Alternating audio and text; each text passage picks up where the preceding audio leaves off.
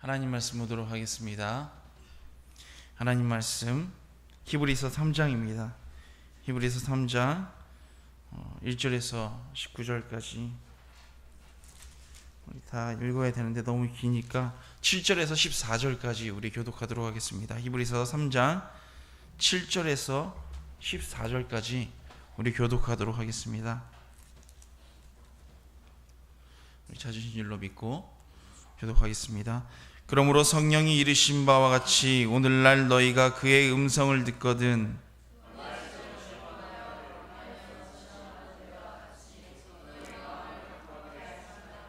거기서 너희 열조가 나를 시험하여 증험하고 40년 동안의 나의 행사를 보았느니라.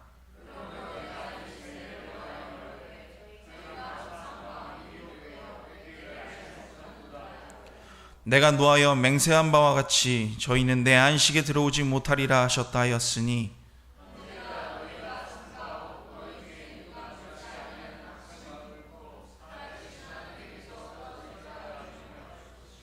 오직 오늘이라 일컫는 동안에 매일 피차 권면하여 너희 중에 누구든지 죄의 유혹으로 강팍해 됨을 면하라.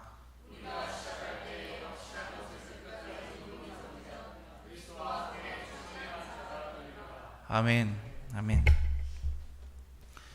오늘은 마음을 끝까지 지켜야 합니다. 우리가 끝까지 마음을 지켜야 합니다라는 제목을 가지고 하나님 말씀 전하도록 하겠습니다. 여기 모여 계신 성도님들은 전부 다 하나님을 믿으실 거예요. 하나님을 믿고 정말 우리가 주님을 믿는다고 말하는 믿음을 가지고 걸어가고자 하죠. 그런데 어떤 분들을 보고 또 대화를 해보고 보면 믿음이 굉장히 좋은데도 불구하고 넘어지는 경우가 있어요. 믿음이 너무 좋았던 것처럼 보였음에도 불구하고 하나님께서 주신 비전을 끝까지 가져가지 못하고 하나님께서 주신 그 꿈을 끝까지 주님의 계획이 있음에도 불구하고 그거 붙잡고 가지 못하고 넘어지는 경우를 우리는 종종 때로는 많이 보곤 합니다. 믿음이 정말 좋은 것 같았던 분들이 그 믿음을 잃어버릴 때 보면 얼마나 마음 아픈지 몰라요. 왜 그럴까요? 분명히 믿음이 있었고 믿음이 좋았고 하나님을 분명히 신뢰하고 하나님의 계획과 그 뜻을 붙잡고 가고 있었는데 도중에 포기하고 다 놔버리고 무너지는 경우가 있더라는 것입니다. 때로는 저도 그런 순간이 있었죠. 오늘 본문 말씀을 보면 하나님에 대한 그 믿음을 저버린 사람들에 대한 이야기가 쭉 나오고 있는 내용이에요.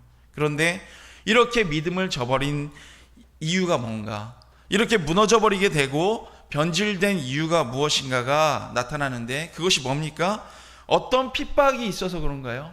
어떤 핍박이나 아픔이 있어서 그렇기 때문이 아니라 내 삶이 힘든 가운데 힘들어서 무너지는 게 아니라 이미 그 전에 내 마음이 무너져 있었기 때문에 어떤 고난과 어떤 어려움이 조금씩 다가왔을 때 우리는 무너져 버리고 말게 된다는 것입니다.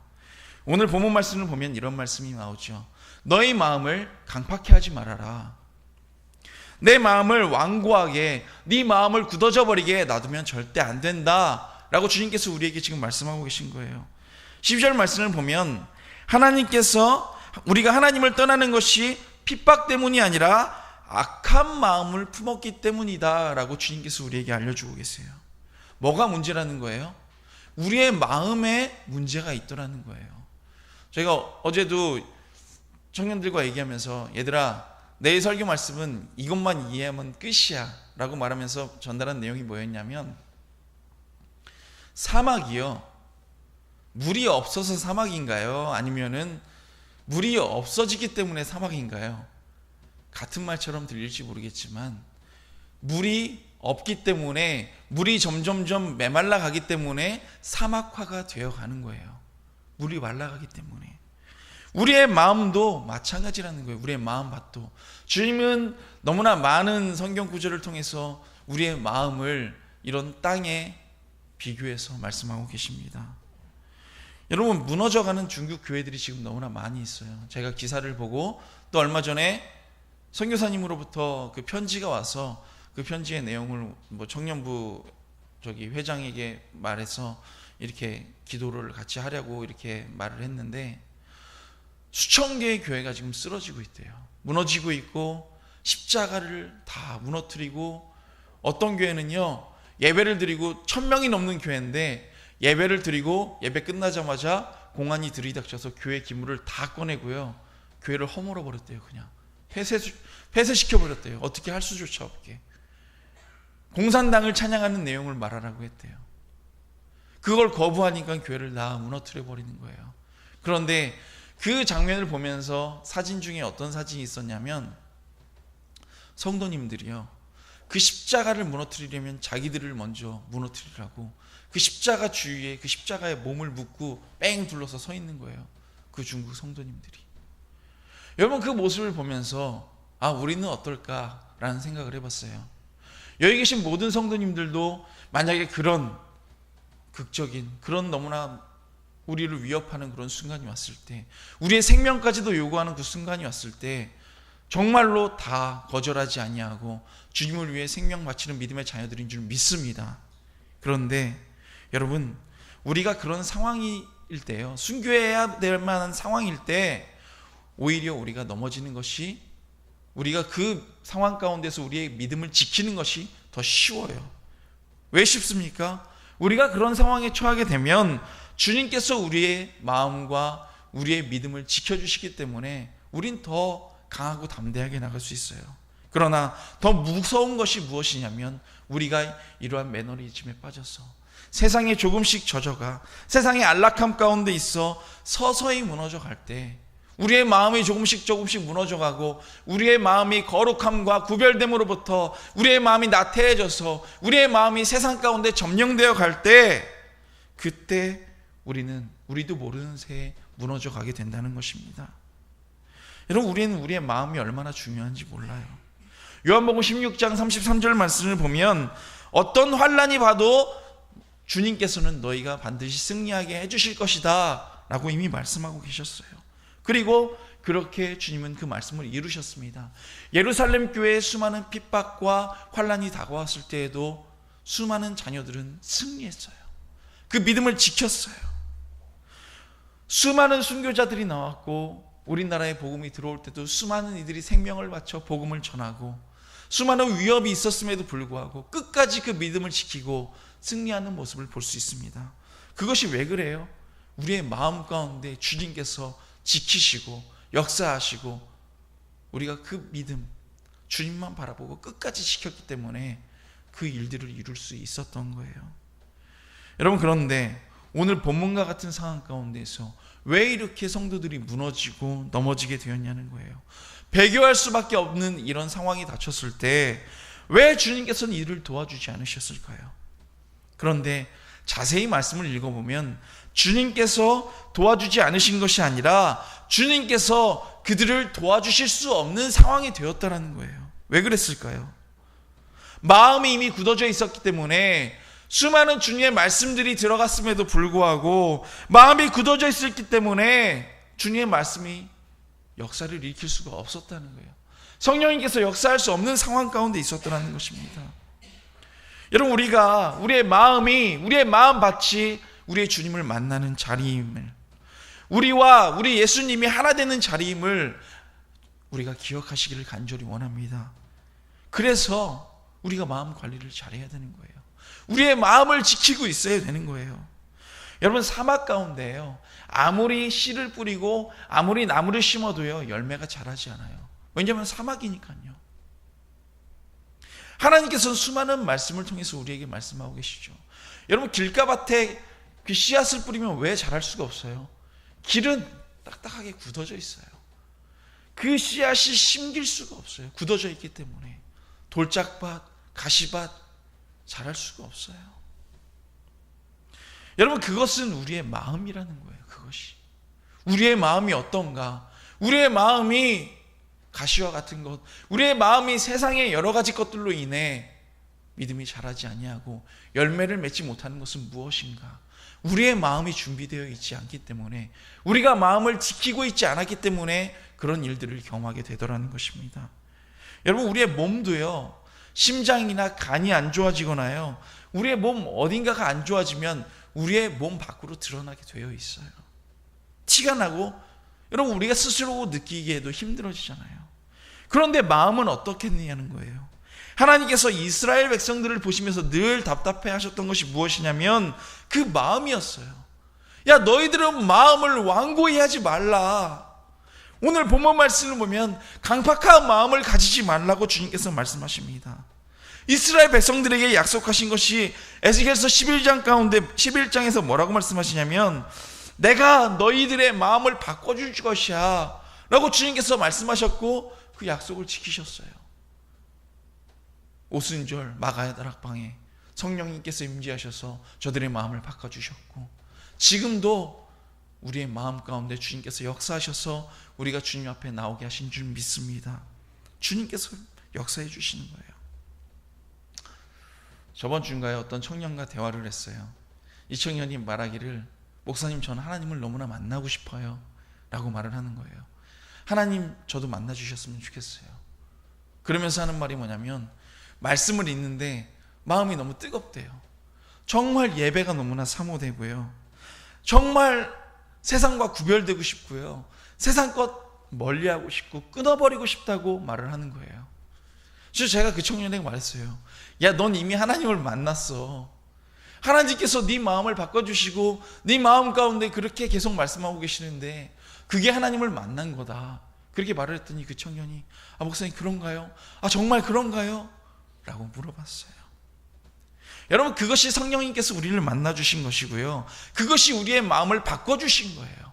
그것이 우리가 주님이 원하시는 그 길을 가는 첫 걸음이 되어진다는 것입니다. 여러분, 그래서 우리가요 예배드리는 것이 기쁘게 되는 것이고요. 우리가 말씀대로 살고 싶고요. 우리가 죄와 멀어지고 싶은 것이 주님께서 우리의 마음을 바꾸셔서 우리의 마음 가운데 역사하셔서 지금 말하고 계시기 때문에 지금 우리가 이 자리에 나와 있는 거예요. 여러분, 우리가 이 자리에 왜 나와서 예배드리고 있나요? 이 시간에 뭐 친구들을 만날 수도 있고요. 이 시간에 세상을 즐길 수도 있고요. 하다못해 집에 누워서 편히 쉴 수 있어요. 얼마나 몸이 힘드시고 지치세요. 매일매일. 그런데 이 쉴 수 있는 시간에 주님 앞에 나와 예배드리는 성도님들의 마음 가운데 주님께서 함께 하시지 않으면 어떻게 이 자리에 나올 수가 있었을까요? 그런데 여러분, 우리가 이 마음을 끝까지 지속해야 되는 것이 너무나 중요하다는 것입니다. 여러분, 우리가 주님 안에 이 예배드리고 싶은 마음, 주님 가운데 살아가고 싶고 죄와 멀어지고 싶고 거룩하고 싶은 이 마음을 뭐라고 하는지 아세요? 제가 늘 말씀드렸잖아요.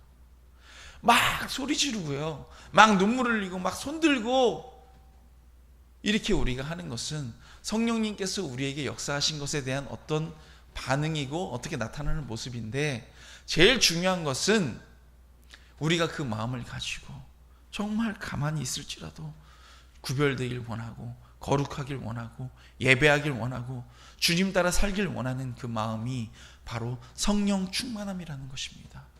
이 성령 충만함이 지속되어야 돼요. 오늘 14절 말씀을 보면 뭐라고 말씀하십니까? 우리가 시작할 때 확실한 것을 끝까지 견고히 잡으면 그리스도와 함께 참여한 자가 되리라고 말씀하세요. 처음에 하나님께서 우리에게 주신 말씀이 있고요. 오늘도 어떤 분과 말씀을 나눴는데 하나님께서 비전을 주셨대요. 이 마음, 정말 목사님 이 마음 가지고 끝까지 가고 싶습니다 라고 고백하고 돌아갔어요. 우리에게 주님께서 주신 마음이 있고요. 여기 계신 모든 성도님들의 마음 가운데 주님께서 만나 주셨을 때 주셨던 그 마음, 내가 하나님과 함께 동행하고 싶은 마음, 주님 제가 이렇게 살고 싶습니다, 제가 이렇게 하나님을 사랑합니다 라고 주셨던 그 마음들이 있을 거예요. 오늘 본문 말씀에서 말하잖아요. 시작할 때 이 주님이 주신 마음, 이 확실한 것을 끝까지 견고히 잡으면 그리스도와 함께 참여한 자가 되리라 라고 말씀하세요. 그런데 반대로 생각해 보면 뭐냐면요, 끝까지 붙잡고 가라는 것은 이 마음을 우리가 분명히 놓아버릴 수 있다는 것을 지금 알려주고 계신 거예요. 여러분, 제가 저번에도 말씀드린 적이 있는데 생명책에 너희들의 이름을 기록하면, 너희들이 이렇게 살아가면, 너희들이 믿으면 너희들의 이름을 결단코 생명책에서 지우지 않을 것이다 라고 말씀하셨어요. 반대로 뭐예요? 우리가 이렇게 하지 아니하면 생명책에서 너희들의 이름을 지울 수 있다고 해석할 수 있는 거예요. 여러분, 우리가 이 믿음, 주님을 만난 그 첫사랑의 마음을 끝까지 지키고 나아가야 될 줄로 믿습니다. 그래야 우리가 주님 주신 그 마음, 예수 그리스도 안에서 함께하게 된다는 거예요. 주님의 은혜 가운데 참여하게 된다는 것입니다. 여러분 19절 말씀을 보시면 이런 말씀이 있어요. 이로 보건대 저희가 믿지 아니함으로 능히 들어가지 못한 것이라. 뭐라고 말씀하세요? 이로 보건대 저희가 믿지 아니함으로 능히 들어가지 못했다라고 말씀하고 계신 거예요. 처음에는 분명히 믿음을 갖고 있었고, 처음에는 주님이 주신 꿈과 계획과 비전을 가지고 있었는데, 세상의 풍파와 여러 가지 시련과 여러 가지 힘든 일들로 인해서 그 믿음을 잃어버리게 된다는 거예요. 그 믿음을 끝까지 지키고 무너질 때가 있다라는 것입니다. 왜 그런 거예요? 그 마음을 오늘 말씀처럼 끝까지 지키지 못했기 때문에, 그 마음이 강팍해 되었기 때문에, 그 마음이 굳어졌기 때문에 우리가 주님 나라에 들어가지 못하게 된다는 것입니다. 그 예를 오늘 15절에서 19절까지 출애굽기 17장의 말씀을 가지고 말씀하고 계신 거예요. 이거 뭐라 그래요? 이 말씀 내용이 뭔지 아세요? 이스라엘 백성들이 수많은 기적을 경험하고 홍해 바다를 건너갑니다. 얼마나 기뻐요? 기쁨이 넘쳐요. 주님 주신 그 은혜가 충만해요. 이런 기적을 경험했으니까요. 그런데 나중에 어떤 사건이 발생하냐면 물이 없어요. 목이 말라요. 마실 것이 없어요. 며칠 동안 물을 못 먹으니까 사람들의 마음이 굳어졌어요. 강팍해 됐어요. 그때 뭐라고 해요? 주님 앞에 소리 지릅니다. 해야 될 말과 하지 말아야 될 말을 구별하지 못하고 하나님을 원망해요. 얼마 전까지 하나님을 찬양하고 주님이 주신 그 기쁨을 너무나 감사하며 주님을 찬양했던 사람들이 주님을 원망하고 주님을 비난하고 하나님을 욕하고 모세에게 하지 못할 말들을 쏟아붓습니다. 우리의 입과 우리의 모습이, 우리의 마음이 굳어지게 되면 악해진다는 거예요. 이렇게 악해지니까 어떻게 돼요? 우리가 하지 말아야 될 행동들. 여러분, 우리 그렇잖아요. 우리가 하나님을 믿으면서 주님 가운데 살아가는 우리들인 줄 믿습니다. 그런데 우리들도 누군가 싸운다거나 가정 가운데 무슨 일이 있다거나 아니면 친구들, 동료들과 하물며 교회 안에서 하나님의 사람들이 대화를 하다가 논쟁을 벌이다 보면 화가 끝까지 이르러 어떻게 돼요? 하지 말아야 될 말들을 하게 되는 거예요. 뱉지 말아야 될 말들을 뱉게 되는 거예요. 여러분, 이게 얼마나 무서운 일인 줄 아세요? 결국 어떻게 됩니까? 그들이 광야 가운데서 다 죽게 되더라는 거예요. 오늘 본문 11절 말씀을 보시면 내가 노하여 맹세한 바와 같이 저희는 내 안식에 들어가지 못하리라 하셨다 하였으니 라고 주님께서 말씀하고 계세요. 이스라엘 백성들이 왜 광야에서 다 죽었는 줄 아세요?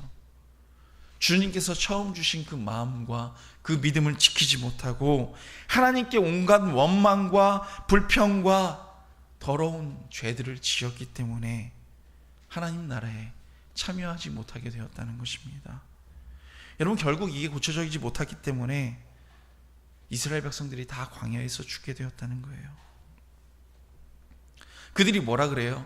우리가 이렇게 목마르고 이렇게 힘들고 이럴 거면 차라리 가데스 바냐에서 다 죽는 것이 낫겠도다 라고 말을 합니다.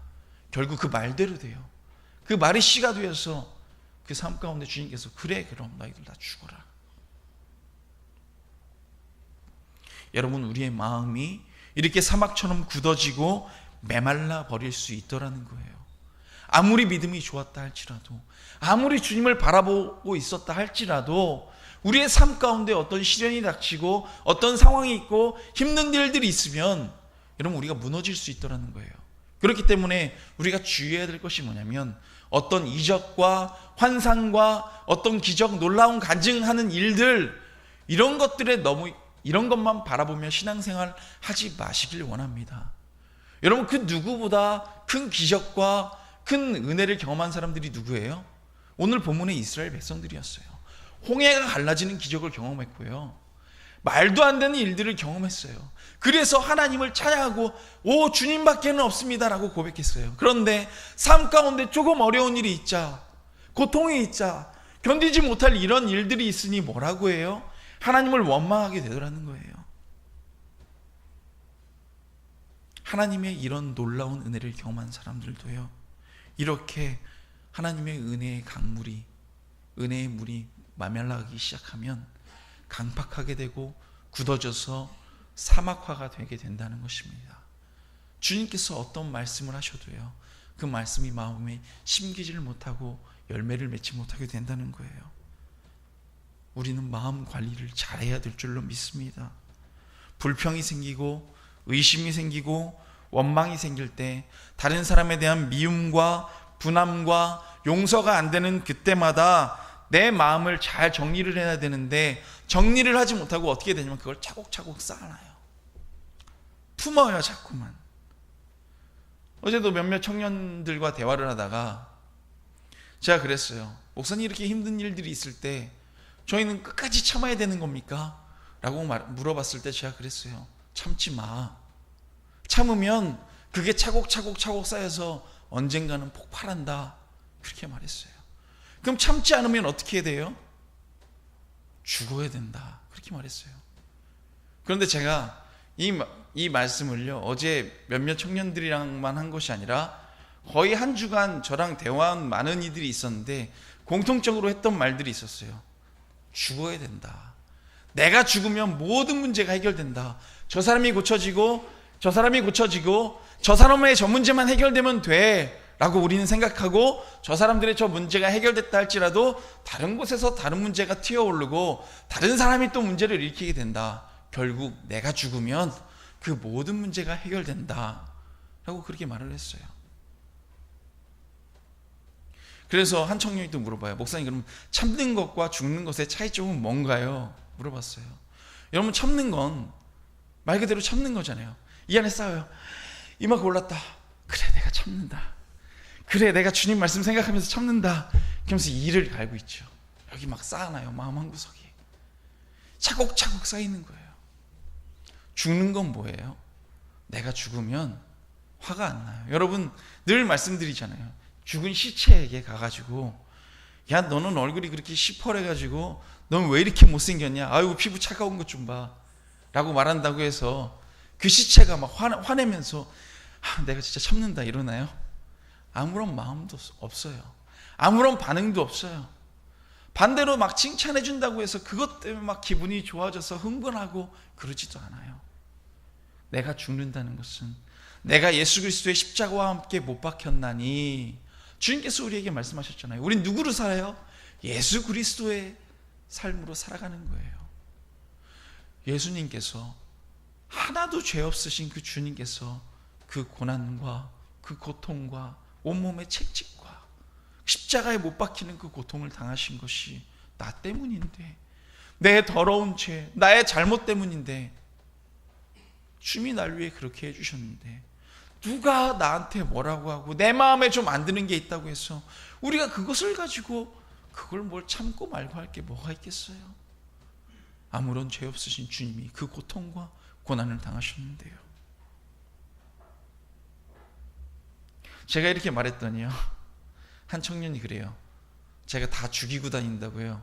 연쇄살인 말하고 말하면 안 되니까 제가 그래서 생각을 해봤어요. 아까 이렇게 찬양 부르면서 연쇄살인마는 살인을 하고 다니는 거니까 연쇄살자, 마는 또 아니잖아요. 제가 마는 아니니까 연쇄살자, 자아를 살인하는 거예요. 자아를 죽이는 거예요.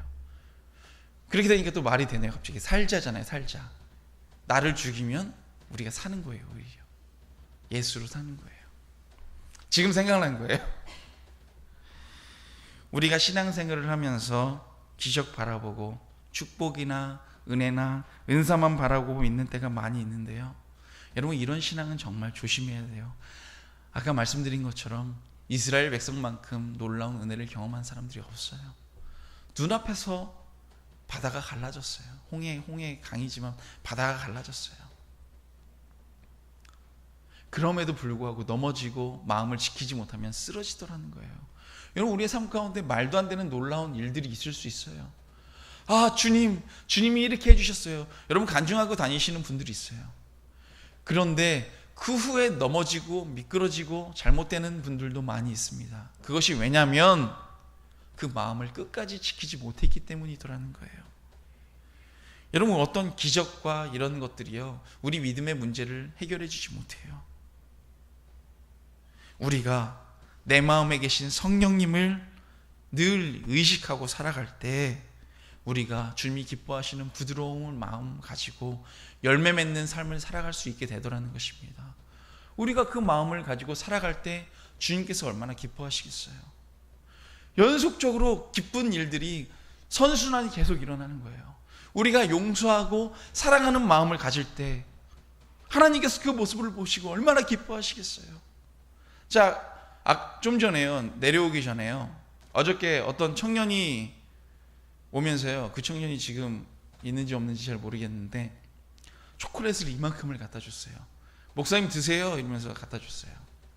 그리고 와우, 잘 먹을게, 고마워 하고선 통에 이만큼을 담았어요. 이제 아이들한테 나눠줄 수 있는 게 많이 생겼잖아요. 그래서 처음으로 아까 게시를 했어요. 뚜껑을 열고 어떤 어린 아이가 있길래 너 먹고 싶은 만큼 다 가져가, 제가 그랬어요. 그랬더니 눈을 크게 뜨고 쳐다봐요, 저를. 정말이요? 이런 표정으로요. 정말 괜찮아, 사람들도 나눠주고 너 가져가고 싶은 만큼 다 가져가, 그랬어요. 그랬더니 이 아이가 하나 이렇게 가져가는 거예요. 하나면 돼? 그랬더니 자기는 하나면 된대요. 그 마음을 보고 있는데 얼마나 예쁜지요. 제가 거기 있는 거 이만큼 꺼내다가 줬어요. 만약에 처음부터 이만큼 갖고 갔으면 다 가져가라고 했어도 아, 욕심쟁이구나 이런 마음이 들었을지도 모르겠어요. 그런데 하나만 가져가니까 그 마음이 얼마나 예쁜지요. 그 마음이 예쁘다는 마음도 없고 아마 걔가 가져가려고 하는 것보다 더 많이 주게 되더라는 거예요. 우리 주님께서도 이런 마음이지 아닐까 하는 마음이 들었습니다. 우리가 그런 마음을 가지고 살아갈 때, 용서하고 살아갈 때, 사랑하며 살아갈 때 주님께서 우리의 마음을 보시고 얼마나 기뻐하시며 그 베푸는 것을 보시고 얼마나 행복해 하실까, 그 마음이 들었어요. 여러분, 주님께서 원하시는 것이 뭐예요? 좀 전에 말씀드린 것처럼, 야, 나 너와 함께 하잖아, 너희들 고백하잖아, 예, 제 마음의 주인은 주님이십니다 라고 말하면서 왜 네 마음대로 살아가고, 너 화나면 화 확 내고, 누가 기분 나쁘가 뭐 획 화내고, 왜 그러고 살아가? 나 옆에 있는데 민망해. 주님께서 말씀하시지 않을까요? 그렇잖아요. 우리도 옆에 있는데 누가 막 크게 싸우고 있으면 그 자리에 앉아있기 되게 민망하잖아요. 몸둘 바를 모르겠잖아요. 우리 주님의 마음은 어떠실까요? 우리는 예수님을 우리의 왕이시라고 늘 고백하면서도 우리의 마음대로 살아가니까 주님께서 우리의 왕이 되실 수가 없더라는 거예요. 그래서 우리의 마음을 매일 점검해야 된다는 것입니다. 여러분, 가장 작은 것부터 순종하시는 저와 모든 성도님들 되시기를 원합니다. 가장 작은 것부터요. 누가 날 조금 화나게 했을 때 용서하는 거예요. 그 모습을 보시고 주님께서 얼마나 기뻐하실까. 여러분, 주님을 우리의 왕으로 모시겠다고 우리가 말을 하면서 순종하지 않냐고 살아가는 것은 정신병자인 거죠. 우리가 부모님 사랑합니다, 부모님 공경합니다 라고 말하면서요, 밥 안 준다고 때려요, 부모님을. 우린 그걸 뭐라고 말해요? 폐륜이라고 말을 하죠. 누군가에게 아, 난 너를 정말 사랑해 라고 말하면서요, 고문해요, 맨날. 여러분, 그걸 뭐라 그래요? 정신병자라고 말을 하죠. 우리가 주님은 우리의 주인이라고 말씀하고 고백하면서 우리가 순종하지 않냐고 살아가는 것은 이것과 다를 바가 없더라는 것입니다. 마태복음 11장 17절에서 주님은 우리에게 이렇게 말씀하셨어요.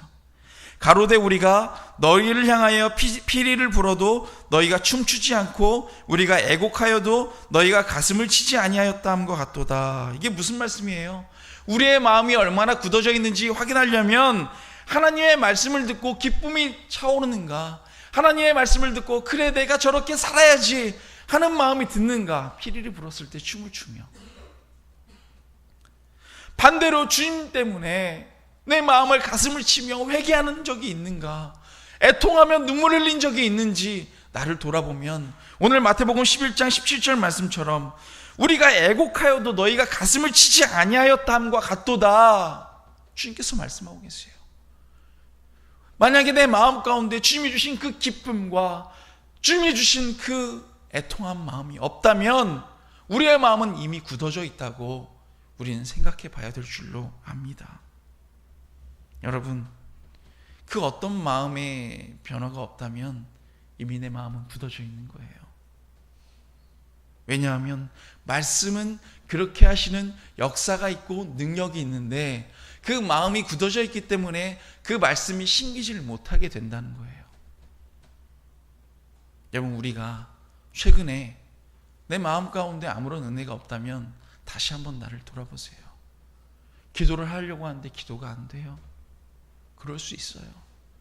내 마음이 굳어져서 너무 힘들어서 쉬고 싶어서 그럴 수 있어요. 그러나 절대 오래가지 마시고 지금 다시 주님 앞에 엎드려 내 가슴을 치며 통곡하고 회개하는 믿음의 자녀들 되시길 원합니다.